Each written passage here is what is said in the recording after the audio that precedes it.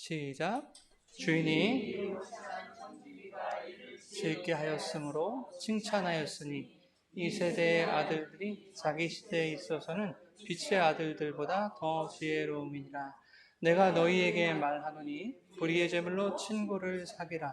그리하면 그 제물이 없어질 때에 그들이 너희를 영주할 처소로 영접하리라. 지극히 작은 것에 충성된 자는 큰 것에도 충성되고 지극히 작은 것에 불의한 자는 큰 것에도 불의하니라. 너희가 만일 불의한 제물에도 충성하지 아니하면 누가 참된 것으로 너희에게 맡기겠느냐? 너희가 만일 남의 것에 충성하지 아니하면 누가 너희의 것을 너희에게 주겠느냐? 지파인이 두 주인을 섬길 수 없나니 오기를 미워하고 저를 사랑하거나 오기를 중히 여기고 저를 경히 여길 것임이니라. 너희는 하나님과 재물을 겸하여 섬길 수 없느니라. 아멘. 살아계신 하나님의 말씀입니다. 할렐루야. 하나님 아버지와 예수 그리스도로부터 오는 은혜와 평강이 이 시간 여러분 가운데 함께 하시기를 주의 이름으로 축원합니다. 오늘은 불의한 청지기 비유 세 번째, 불의한 제물로 친구를 사귀라 라는 제목으로 말씀의 은혜를 나누겠습니다. 불의한 청지기 비유는 예수님께서 누가복음 15장과 16장의 다른 비유들과 동일한 주제로 하시는 말씀이었습니다. 지난 시간에 성경 해석이 실패하는 이유 중에 하나가 뭐라고 했어요? 성경을 그 부분만 똑 떼어서 보니까 전체적으로 읽지 않으니까 그렇게 말씀드렸는데 오늘 본문의 전체적인 맥락과 흐름을 지난 시간 말씀과 여러분 연결해서 떠올리시면서 그렇게 말씀을 따라오시면 좋겠습니다.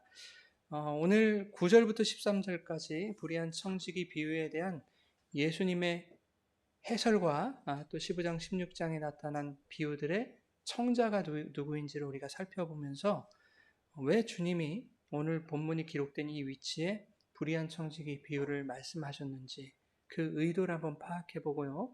또 불의한 청지기 비유의 본질적인 의미와 교훈이 무엇인가를 우리가 한번 살펴보려고 합니다. 오늘 말씀이 가장 중요한 거예요. 그러니까 오늘 말씀을 제대로 공부하기 위해서 두 주를 우리가 할애를 했던 겁니다. 불의한 청지기 이야기 서두에 이렇게 말씀해요. 누가복음 16장 1절에 한번 볼까요? 또한 제자들에게 이르시되 어떤 부자에게 청지기가 있었다. 그죠? 제자들에게 이르신 거죠. 네. 그런데 그 자리에는 제자들만 있었던 것이 아니었을 겁니다. 네. 불의한 청지기 비유는 15장부터 시작하는 여러 비유들의 연장선에서 예수님이 하신 말씀이었거든요. 그 비유의 시작이 어떤 비유였어요, 여러분? 15장에 잃은 양의 비유, 그죠? 잃은 양을 찾은 주인의 비유인데 비유가 시작되기 전에 성경에 이렇게 말씀하세요. 15장 1절과 2절 함께 읽겠습니다. 시작. 네, 세리와 죄인들이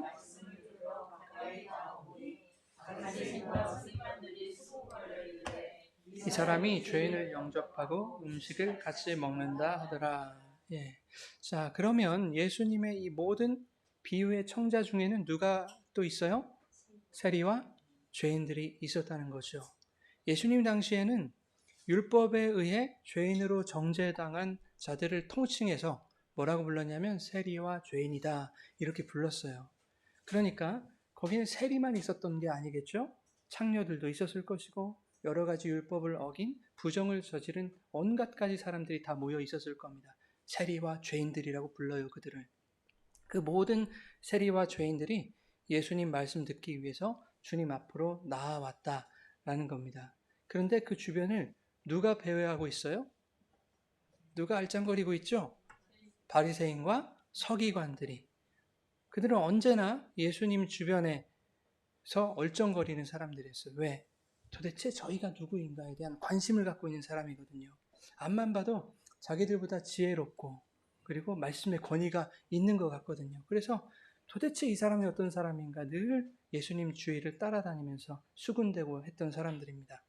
그들이 예수님의 그 지혜와 권위를 인정해버리면 하나님을 완벽하게 섬기고 있다고 자부하는 자신들의 율법적인 선행과 의로움이 부정당하는 것이기 때문에 바리새인과 서기관들은 자신들의 옳음을 나타내고 드러내기 위해서 예수님 주변을 기웃거리면서 예수님을 비방하고 또 모함하면서 예수님과 제자들에게 딴지를 막 걸었던 거예요. 자, 불의한 청지기 이야기가 끝나고 그 다음 구절에 뭐라고 하냐면 예수님이 바리새인에 대해서 이렇게 말씀하시거든요. 누가복음 16장 15절 4절 5절 읽겠습니다. 바리새인들은 돈을 좋아하는 자들이라. 예수께서 이르시되 너희는 사람 앞에서 스스로 옳다 하는 자들이나 너희 마음을 하나님께서 아시나니 사람 중에 높임을 받는 그것은 하나님 앞에 미움을 받는 것이다. 예. 그리고 누가복음 18장 9절에 바리새인들에 대해서 뭐라고 하시냐면 이렇게 말씀해요. 자기를 의롭다고 믿고 다른 사람을 멸시하는 자다. 무슨 말이냐면 예수님이 15장과 16장의 비유를 말씀하실 때 그것을 제자들만 들으라고 말씀하신 것이 아니라 세리와 죄인들, 서기관과 바리새인들에게로 하시는 말씀이다라는 거예요. 주님은 자기 주변을 얼쩡거리면서 수군거리는 그 바리새인과 서기관들까지 신경을 쓰고 계셨다 하는 겁니다. 자, 15장과 16장에서 말씀하신 비유들의 전체적인 구조를 이제 한번 떠올려 보세요. 잃은 양과 잃은 드라크마 비유는 무엇에 대한 이야기였어요, 여러분? 뭐였어요? 잃은 양의 비유는 누가 누굴 찾아갔죠? 주인이 잃은 양을 찾아갔죠? 그래 놓고 뭐 했다 그래요? 회개했다 그래요, 회개. 그렇죠? 잃은 양을 주인이 찾아갔어요. 잃은 양이 주인을 찾아간 게 아니라 주인이 잃은 양을 찾아갔잖아요. 그래서 그랬는데 주인이 뭐 했다 그래요? 네가 회개했다 그러잖아요. 기억나세요? 주인이 99마리 양을 놔두고 잃은 양 한 마리를 찾아 나서요. 근데 양이 스스로 주인에게 돌아온 것이 아님에도 불구하고 잃은 양 한 마리를 주인이 찾아놓고는 그것이 회개다 이렇게 말씀한단 말이에요. 누가복음 15장 7절 한번 보세요. 같이 15장 7절 시작.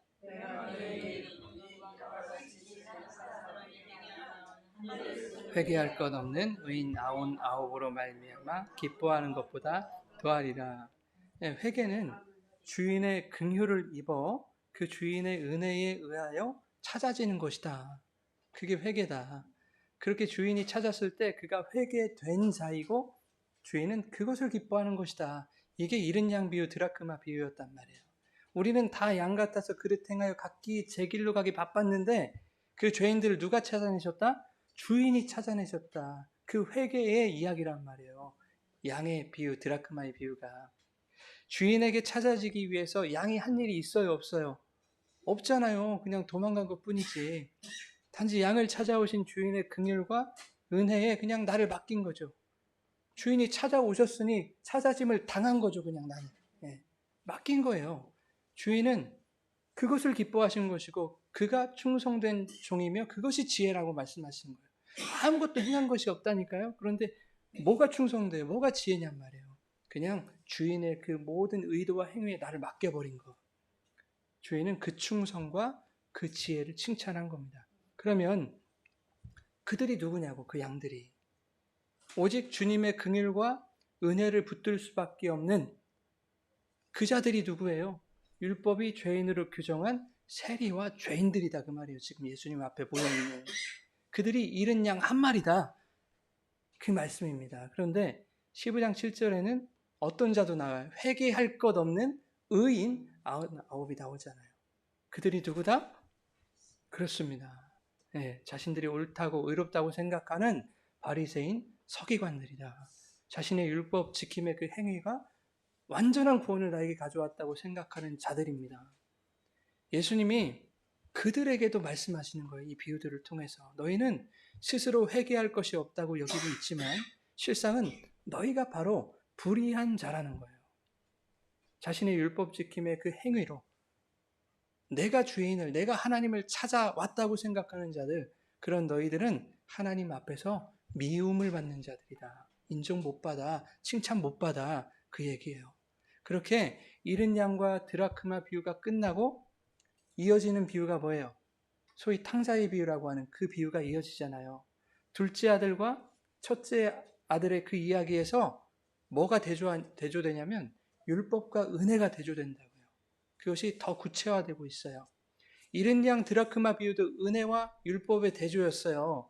그런데 탕자의 비유로 들어가자 더 심화되고 구체화되고 있다고요. 노골적으로 둘째 아들과 첫째 아들을 이제 등장시키는 거예요. 둘째 아들은 누구를 상징하겠어요, 그러면? 율법의 대표인 바리새인 서기관들에 의해서 너 죄인이다 정죄당한 그 세리와 죄인들을 의미하는 거예요. 둘째 아들이. 당연히 첫째 아들은 바리새인과 서기관들을 염두에 두고 말씀하신 거겠죠.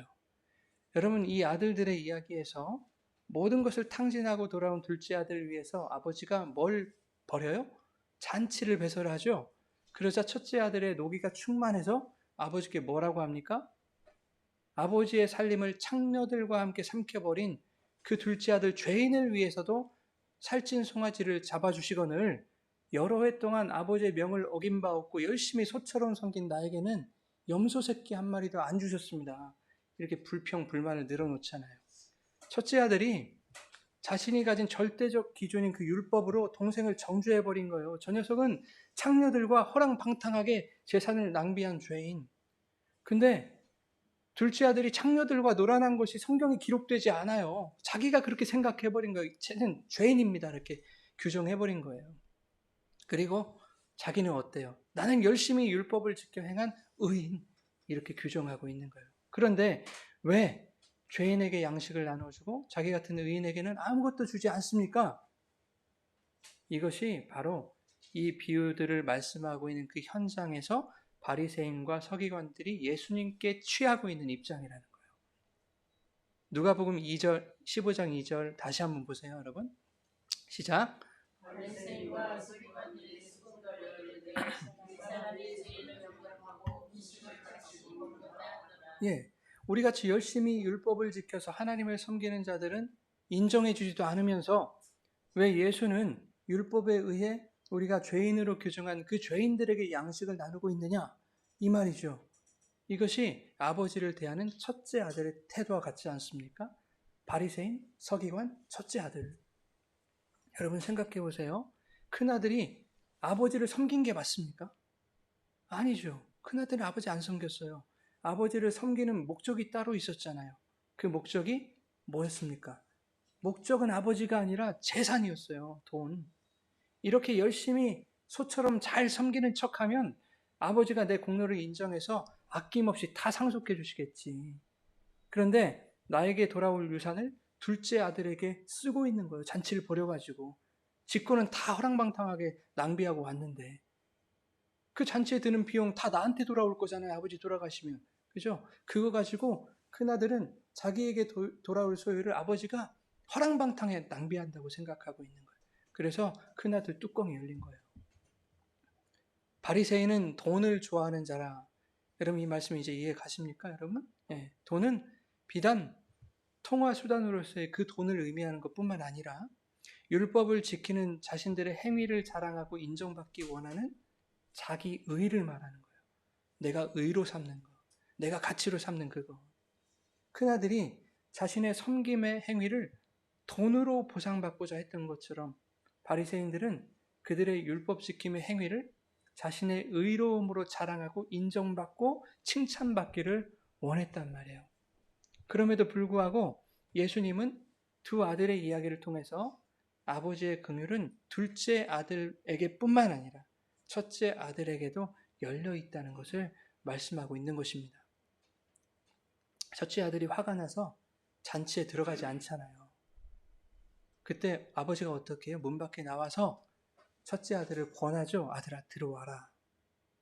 여러분 고대 중동에서 큰아들은 아버지의 얼굴이었거든요. 그 집안의 대표였어요. 얼굴마담. 집안에 잔치가 있을 때 큰아들이 아버지를 대신해서 그 집을 대표해서 모든 손님들을 다 맞이했어야 해요. 풍악이 울리며 잔치가 시작되었는데도 불구하고 잔치집에 장남이 보이지 않는다? 그것은 아버지에게 뿐만 아니라 집안의 수치가 되는 거예요.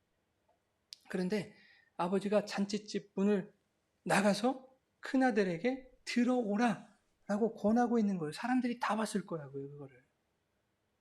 얼마나 수치스러운 일이에요. 고대 유대인들이 목숨보다도 더 중요하게 여기던 그 체면을 아버지가 다 버린 거예요. 그 집 밖에 있는 큰아들 초청하려고. 누가복음 15장 28절 같이 한번 보겠습니다. 시작.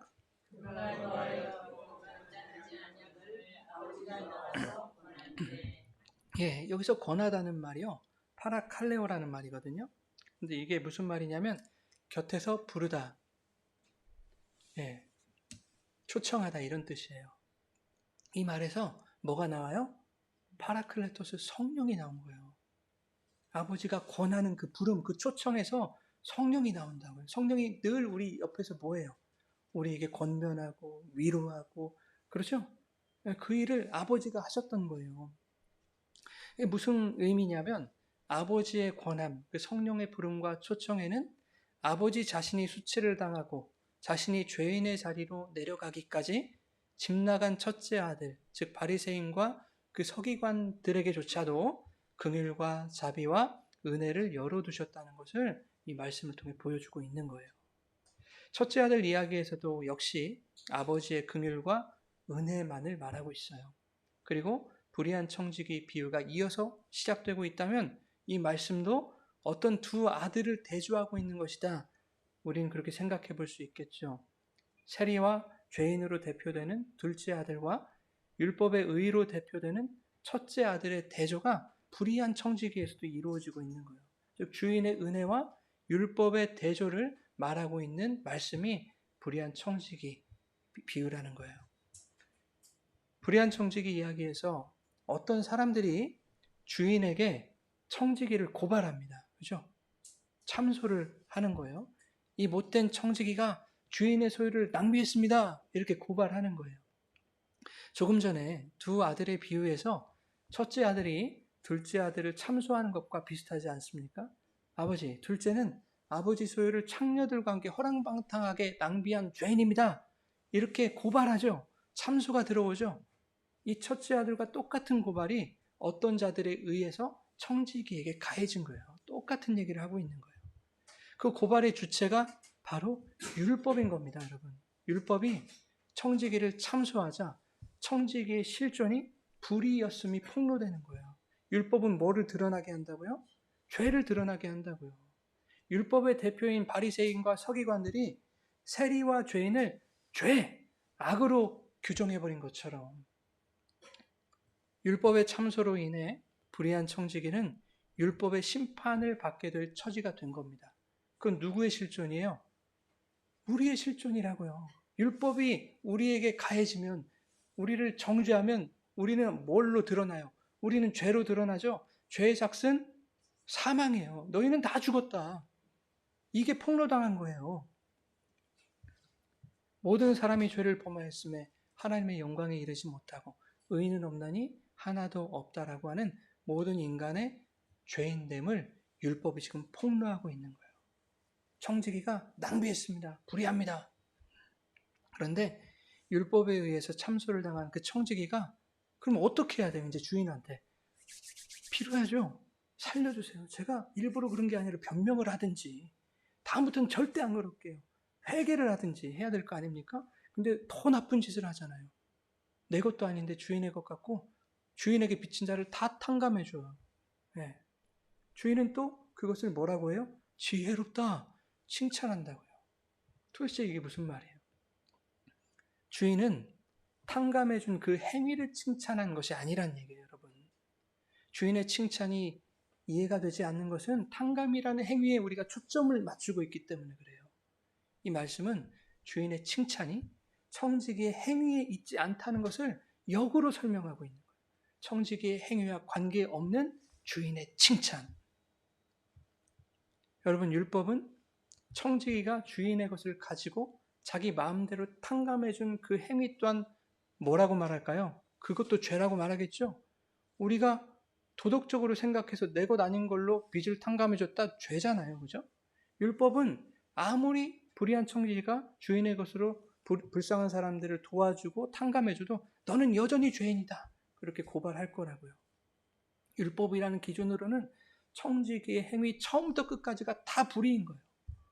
의인은 없나니 하나도 없다라고 하는 우리의 실존을 보여주는 것이라니까요. 그런데 그 불의한 청지기가 칭찬을 받았다고 하면 그것은 그의 그 불의한 행위로 말미암은 것이 아니라 주인의 전적인 은혜에 의한 칭찬이라는 것을 말씀하고 있는 거예요. 여러분이 의롭습니까, 여러분? 우리가 의로워요? 의롭다 칭함받은 것뿐이지 우리는 처음부터 끝까지 불의한 자라고요. 그렇죠? 우리의 행위로, 우리 어떠함으로 하나님 우리를 의롭다 자격을 부여하신 것이 아니라 너희는 불의하지만 나의 어떤 자격으로, 그 자격은 예수님이죠. 그 예수 그리스도로 말미암아 우리를 의롭다 칭해 주신 것뿐이잖아요. 그 이야기가 여기 들어가 있다고요. 둘째 아들이 허랑방탕하게 이제 낭비하고 돌아와서 아버지, 아유 저도 양심이 있지. 도저히 아버지 아들이라고 제가 그렇게 여김받지 못하겠습니다. 그러니 저를 그냥 종으로 품꾼으로 그렇게 부려주세요. 막 대해주세요. 이것이 의로움일까요? 사람들은요 그게 의로움이라고 여기고 있다니까요. 둘째 아들이 그것이 그나마 내가 아버지에게 보여드릴 의라고 생각하고 이렇게 말한 거예요. 이 정도는 해야 그래도 염치가 있지. 예. 근데 그건 의로움이 아니라고요. 아버지 입장에서는 오히려 아버지에게 또다시 불의를 가하고 있죠. 그런 불의한 자에게 아들의 신분이 회복되고 그를 위한 잔치가 열린 것은 둘째 아들의 기특한 마음이나 그의 행위로 말미암은 것이 아니라 전적인 아버지의 긍휼과 은혜로 말미암은 것이다 라는 것이 둘째 아들 이야기예요. 아들이 아버지에게 더 이상 저를 아들로 생각하지 마시고 종으로 부리세요. 이렇게 끝까지 아버지의 마음에 대못을 박는 그 불의한 자에게 아버지의 다함없는 그 긍휼과 은혜가 부어진 거예요. 그게 둘째 아들의 이야기입니다, 여러분. 여러분, 우리가 예수 믿고 아무리 선한 생각, 착한 행실로 살아봐도 인간의 생각과 행실 그 자체에서는 선한 것이 요만큼도 나올 수 없다고 하잖아요. 그죠? 왜? 모든 인간은 아무리 감추려고 해도 내가 인정받고 내가 드러나는 것을 추구하는 죄의 경향성을 가진 존재이기 때문에. 그래서 저와 여러분이 아무리 선하고 바르게 말씀대로 살아도 그렇게 애를 쓰고 노력하고 그렇게 살아가는 것 같아도 율법은 그런 저와 여러분을 끝까지 뭐라고 고발해요? 불의한 청지기다 이렇게 고발하는 거예요. 너희는 죄인이다 이렇게 고발하는 거예요. 우리가 간혹 은혜 받고 충만할 때는 왠지 내가 변화된 것 같고 주님 뜻대로 살아가고 있는 것 같지만 다시 나의 성질머리가 발동하죠. 나의 고집과 자기 의가 막 살아난단 말이에요. 그때 여러분은 이런 생각 하시지 않습니까? 왜 나는 예수를 수십 년 동안 믿었는데 여전히 이 모양일까? 왜 변화가 안 되냐 도대체? 이런 한탄을 하지 않습니까? 저만 그런 거예요? 그렇다고요, 여러분. 그런데 그런 불의한 죄인들의 인간됨이나 그들의 행위와 관계없이 여러분이 잘나고 잘못나고에 관계없이 여러분의 인격 변화의 정도에 관계없이 여러분을 지혜로운 자라고 칭찬하는 분이 계시더라. 그분이 우리의 주인이신 하나님이시더라. 그렇다면 하나님이 성도를 칭찬하실 이유는 과연 뭐냔 말이에요. 여러분이 뭘 잘해서 칭찬하셨어요? 그들의 행위나 율법 지킴으로 칭찬하신 것은 아닐 거 아닙니까? 하나님 우리가 뭘 잘해야 칭찬하실까요? 하나님 우리 무엇을 지혜라고 말해주실까요? 그것은 바로 그리스도를 믿는 것입니다. 그리스도를 아는 지혜. 그 그리스도를 아는 지혜를 우리 안에 진리로 새기는 것. 그것이 충성입니다. 마태복음 16장에 그리스도를 믿는 믿음은 어디로부터 온다? 육이나 혈통에서 오는 것이 아니라 하늘 아버지로부터 온다. 그죠? 그러면 그 믿음은 뭘 믿는 것이겠습니까? 전적인 하나님의 긍휼이 불의한 나에게 부어졌음을 믿는 거죠. 죄인을 대신하여 그리스도께서 불의한 자가 되심으로 십자가에서 우리 대신 수치를 당하신 그 은혜로 말미암아 나를 향하신 아버지의 사랑을 확증하셨습니다를 우리가 고백하고 믿는 거 아닙니까? 그것이 믿음이죠. 율법에 의해 고발당해서 불의한 자신의 실존을 깨달은 청지기가 그 이후에도 계속해서 불의를 행하고 있는 것은 인간의 어떠한 행위로도 율법에 의해 고발당한 그 불의를 바로 잡을 수 없는 그 모든 인간의 죄인된 실존이 드러나고 있는 거예요. 인간은 이렇게 악한 존재다. 인간은 이렇게 불의한 존재다. 그러니까 계속해서 율법에 의해서 폭로되고 있는 거예요. 여러분, 율법이 우리를 비출 때 우리는 뭐라고요? 죄, 끝까지 죄라고요. 그것을 폭로하고 있는 거예요. 그래서 8절에 이렇게 말씀하는 겁니다. 우리 8절 한번 읽어볼까요? 시작.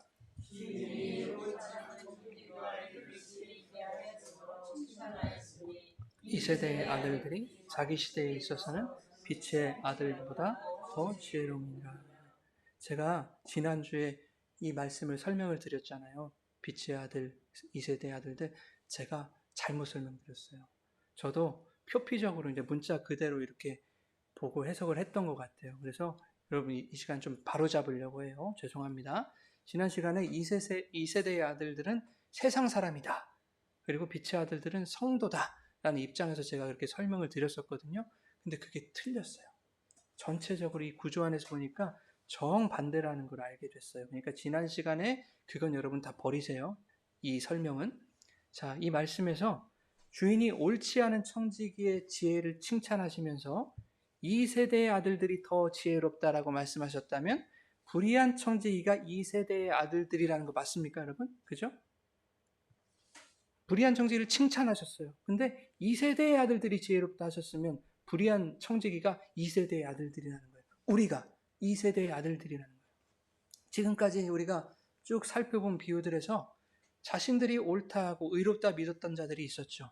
그들이 누구였어요? 바리새인, 서기관들이었죠. 네. 주님은 그들을 일컬어서 야, 너희가 바로 스스로 빛의 자녀라고 여기는 자들이다 라고 고발하시는 거예요. 이 내용. 그렇다면 이 세대의 아들들은 바리새인과 서기관의 율법이 악으로 규정해버린, 죄로 규정해버린 세리와 죄인들이라는 거예요. 율법이 우리를 세리와 죄인으로 규정했죠. 너희가 바로 이 세대의 아들들이다. 율법이 그렇게 우리를 참수했다고요. 이 세대의 아들들은 바로 우리들인 거예요.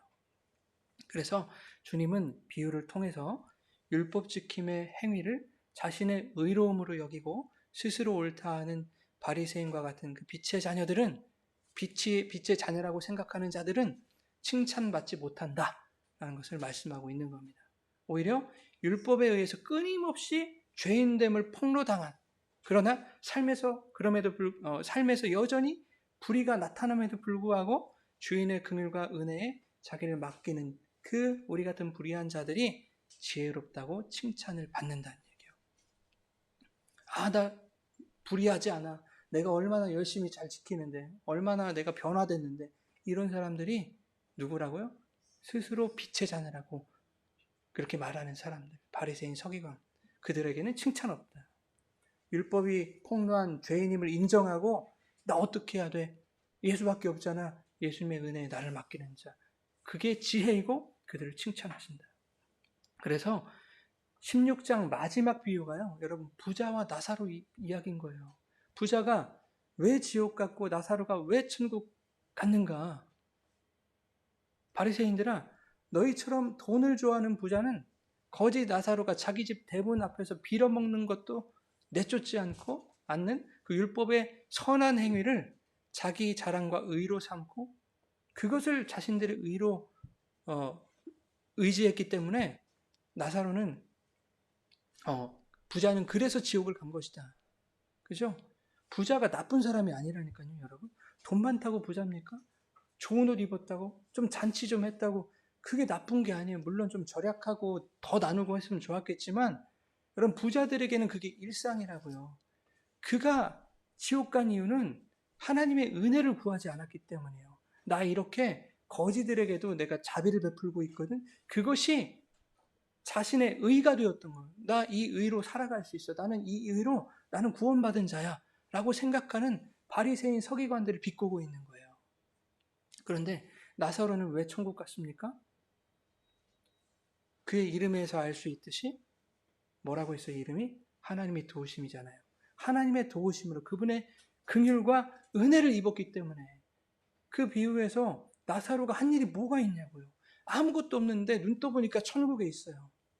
하나님의 은혜 때문에 천국 간 거예요. 율법이나 행위로는 그 천국 잔치에 들어갈 수 없다. 그것으로는 칭찬받을 수 없어. 오직 긍휼과 은혜를 입은 자들이 칭찬받고 천국 잔치에 초청받는 거야. 이것을 말씀하시는 것이 부자와 나사로 비유인 거예요. 부자는 지옥에서조차 자기 의를 드러내려고 하죠. 아브라함에게 부탁합니다. 나사로를 시켜서 손끝에 물 한 방울 찍어서 내 혀를 좀 서늘케 해주옵소서. 지옥 간 주제에 지금 나사로를 여전히 자기 밑으로 보는 거 아닙니까? 그렇죠? 형편없는 자입니다. 그러니까 제 시켜가지고 나를 좀 편하게 해주세요. 자기보다 못한 자로 깔아내리고 있는 거예요. 그게 율법이라고요. 아브라함이 그것을 단호히 거절하죠. 너는 살았을 때 좋은 것을 받았으니 여기서 넌 괴로움을 받아야 되고, 나사로는 살았을 때 고난을 받았으니까 여기서 위로를 받아야 된다. 여러분, 부자가 살았을 때 받은 좋은 것이 뭡니까? 부자가 살았을 때 받은 좋은 것. 그게 뭐냐면 율법이에요, 율법. 예. 잘 지켜서 칭찬받고 인정받는 그 율법. 그 율법을 잘 챙겨가지고 내가 인정받고 사람들의 부러움을 사고 나 그렇게 살았잖아, 누렸잖아, 이거. 그것을 자기 재물로 쌓고 살았던 자기 의. 그것이 부자가 살 때 받았던 좋은 거예요. 그러면 나사로가 받은 고난은 뭘까요? 살았을 때? 그 율법의 정죄겠죠? 야, 너 거지? 죄인이라 너 빌어먹고 살지? 나는 의인이라 부자거든. 이런 정죄. 율법의 정죄가 나사로가 생전에 받았던 고난이란 말이에요. 여러분, 율법이 여러분들을 얼마나 정죄합니까? 조금만 실수해서 그러니까 내가 이 모양이지. 예수를 믿는다고 하면서 나는 이렇게 편한 게 없냐고. 다른 사람들은 다 거룩하게 성결하게 살아가네. 나는 오늘도 넘어지고 실수하고. 율법이 사탄이 참소하잖아요. 자꾸만. 그게 우리의 고난이에요. 고난. 그게 괴로움이에요. 그런데 위로는 누구에게 있더라? 고난받은 자에게 있어요. 세상에서 율법에 의해 죄인된 자로 폭로된 그 불의한 청지기들에게 위로가 주어진다.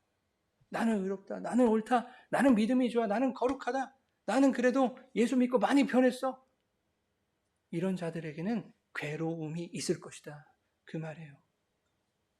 부자와 나사로의 얘기 어떻게 끝납니까? 이번엔 부자가 나사로를 자기 집으로 보내달라고 요청하죠.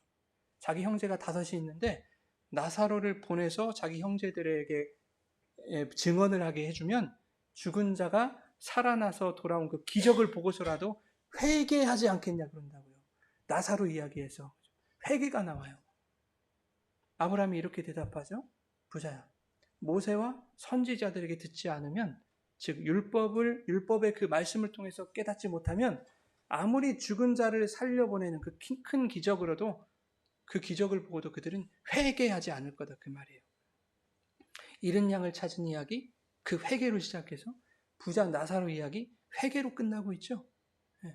회개는 인간의 행위로 되는 것도 아니고 아무리 큰 기적을 눈앞에 보여준다 해도 되는 것이 아니다.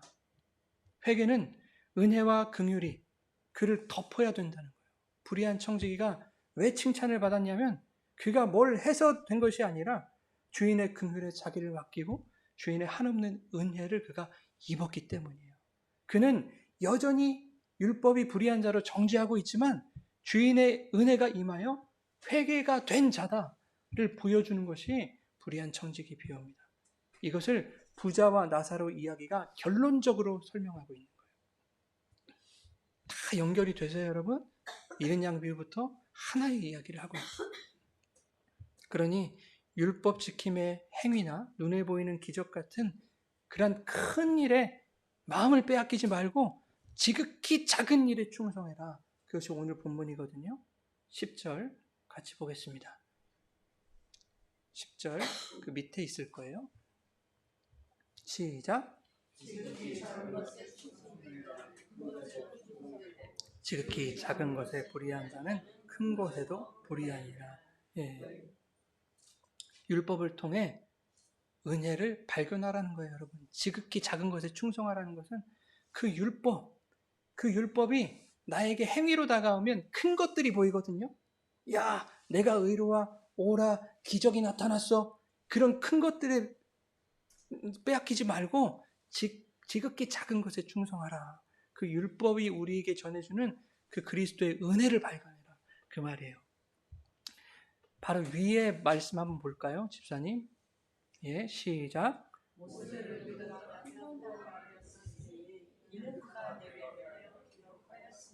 예, 아브라함이 부자에게 했던 똑같은 말씀을 요한복음에서 주님이 하시는 거예요. 모세를 믿었더라면, 모세와 선지자는 율법이거든요. 구약 성경. 예, 그 율법의 말씀을 너희가 믿었더라면 나 예수를 믿었을 것이다. 왜냐하면 그 율법은, 모든 성경은 나 예수에 대해서 기록된 것이거든. 그래서 본문에 불의의 제물은 누구를 의미하는 거예요? 뭐를 의미하는 거예요? 율법을 의미하는 거예요. 불의의 제물은 율법을 의미해요. 불의의 제물로 친구를 사귀라는 것은 율법이 우리를 죄인으로 정죄할 때 그 사망의 법 안에서 생명의 법을 만나라는 거예요. 율법은 그 자체로 나쁜 거예요? 나쁜 거 아니에요? 아니잖아요. 율법은 좋은 거예요. 왜냐하면 우리가 죄인임을 알게 해주기 때문에. 예. 우리를 죄인으로 정죄하는 그것은 팩트잖아요. 그죠? 예. 그런데 그 팩트가 우리를 살려요? 죽여요? 죽여요. 우리를 못 살려요. 그래서 그 팩트 안에서 우리는, 그 율법 안에서 뭘 발견해야 돼요? 진리를 발견하고 예수 그리스도를 만나야 된다고요. 예. 사망에서 생명으로 옮겨지는 그 복음의 원리가 인간의 행위에 달려있지 않고 불의한 제물로 오셔서 십자가에서 수치와 정죄를 당해 죽으시고 부활하심으로 불의한 자들을 친구로 삼아주신 예수 그리스도에게 있음을 깨닫는 거예요. 그게 불의한 제물로 친구를 사귀는 겁니다. 여러분, 예수님은 이 땅에 뭘로 오셨어요? 뭘로 오셨죠? 말씀으로 오셨죠? 말씀이 두 가지가 있다고 했어요. 로고스가 있고 레마가 있다고 했어요. 로고스는 그릇이고 레마는 내용이에요. 이 두 개가 하나가 돼야 예수 그리스도가 되는 거예요. 예수만 알면 이거는 복음이 아니에요. 그죠? 이해하셨어요, 여러분? 예수님이 우리에게 말씀, 로고스, 율법으로 오셨단 말이에요. 성경으로. 우리에게 불의한 제물로 오셨어요. 율법이 불의한 제물이에요. 그런데 그 불의한 제물을 예수님이 어떻게 하셨어요? 내용으로 들어가셔서 온전하게 하셨죠. 무엇으로? 그리스도의 십자가로 온전하게 하셨단 말이에요. 십자가에 달려 죽으시고 부활하심으로써 이 율법을 예수님이 완성하셨잖아요. 율법이 나쁜 게 아니라니까요. 껍데기는 그대로 있으면 나쁘지만 예수님이 내용으로 들어가셔서 율법을 완성하셨어요.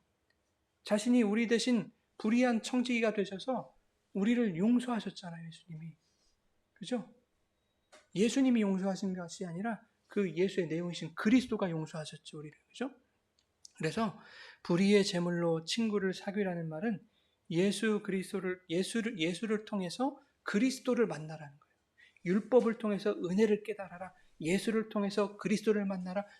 로고스를 통해서 레마를 발견해라. 예수를 통해서 그리스도, 그 구원자를 만나지 못하면 예수라는 율법은 우리에게 우상이 되고 말아요. 우상이. 예수 잘 섬기면, 즉 율법 잘 지키고 열심히 행위적 신앙생활을 열심히 하면 칭찬받는다더라. 그런데 오늘 말씀하잖아요. 그것으로는 회개가 안 된다고 말씀하잖아요. 나사로 비유해서. 그렇게 종교 생활하는 사람은 회개된 자 아니다. 여러분 9절을 보세요. 9절. 밑에. 예, 시작.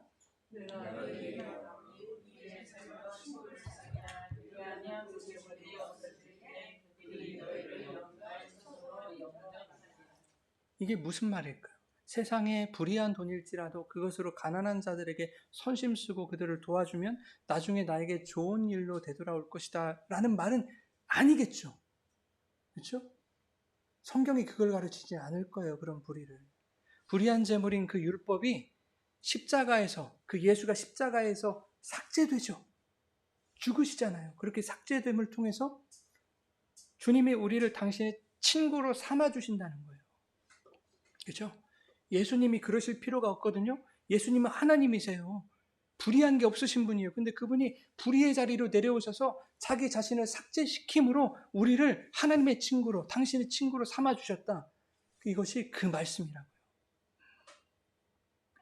우리 대신 불의가 되신 그리스도의 보혈로 원래 불의한 저와 여러분을 영주할 천국 자녀로 삼아주신다는 이야기입니다. 그것이 불의한 제물로 우리를 친구 삼아주신 주님의 은혜예요. 여러분, 불의는 우리의 것이잖아요. 주님에게는 불의가 없어요. 그렇죠? 그러니 예수님 입장에서 그 불의는 자기 것이 아니죠. 남의 거예요, 남의 것. 예수님에게 있어서 불의라고 하는 것은 남의 것이에요. 예수님이 그렇게 남의 것에 충성하신 거예요. 오늘 말씀에. 그래서 불의한 제물에 충성하는 것, 남의 것에 충성하는 것, 지극히 작은 것에 충성하는 것, 이것은 모두 같은 말이다 하는 거예요. 예수님의 그 모습을 담고 있어요. 그런데 긍휼과 은혜를 입은 자들은 율법의 정죄와 사탄의 참소에도 불구하고 예수님의 긍휼과 그 은혜를 깨닫고 그분이 행하신 삶을 따라 살고자 애쓰더라. 세상이 야 그래봐 너희는 죄인이야, 너 또 실수했지, 아무리 열심히 믿어도 너 구제불능이네, 이렇게 참소하고 정죄를 해도 은혜와 긍휼에 쌓인 자들은 예수님이 행하신 그 삶을 쫓아서 살아가게 되어 있다. 그것을 말씀하고 있는 거예요. 그렇게 살아서 내가 인정받고 칭찬받고자 하는 것이 아니라 이미 나에게 부어진 긍휼과 은혜가 나로 하여금 그렇게 살아가게 하시더라. 그것이 우리에게 맡기신 불의한 제물로 친구를 사귀는 거예요. 우리의 친구 대신 예수 그리스도를 사귀는 거예요. 하나님이 우리에게 그의 아들과 함께 모든 것을 주셨다고 말하죠, 성경이. 주님과 함께 모든 걸 주셨대요. 그렇게 말씀하는데 우리에게 맡기신 모든 것으로 율법의 아들들처럼 자기 옳음을 자랑하고 자기 의를 세우며 재물을 쌓는 삶을 살아가는 것이 아니라 우리에게 주신 모든 것들로 주님의 십자가를 드러내고 내가 받은 은혜를 나타내며 그렇게 살아가는 것. 그것이 불의의 제물로 친구를 사귀라는 의미인 것입니다. 여러분, 우리에게 많은 거 주셨잖아요. 비단 물질뿐만 아니라 그 물질로도 우리가 예수님을 만나야 된다고요. 우리에게 주신 재능으로도 예수님을 만나야 된다고요. 이 땅에 우리가 불의의 제물로 온 거예요, 사실. 죄니까, 율법이 우리를 죄로 정죄하니까. 그 불의의 제물들이 이 땅에서 어떻게 해야 되냐? 예수님이 십자가에서 자기를 점점 삭제시켜 가신 것처럼 이 땅에서 자기를 삭제하는 거예요, 이 불의의 제물들이. 자기를 부인하고 십자가 지는 거예요. 그렇게 불의의 제물들이 사라지면 뭐 한대요? 너희를 영주할 처소로 영접하리라 그러죠? 9절에. 여러분, 그렇게 여러분들이 삭제당하셔야 돼요.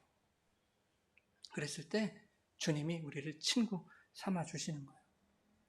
여러분, 제가 새벽에 잠깐 눈 붙이는데 꿈을 꿨어요.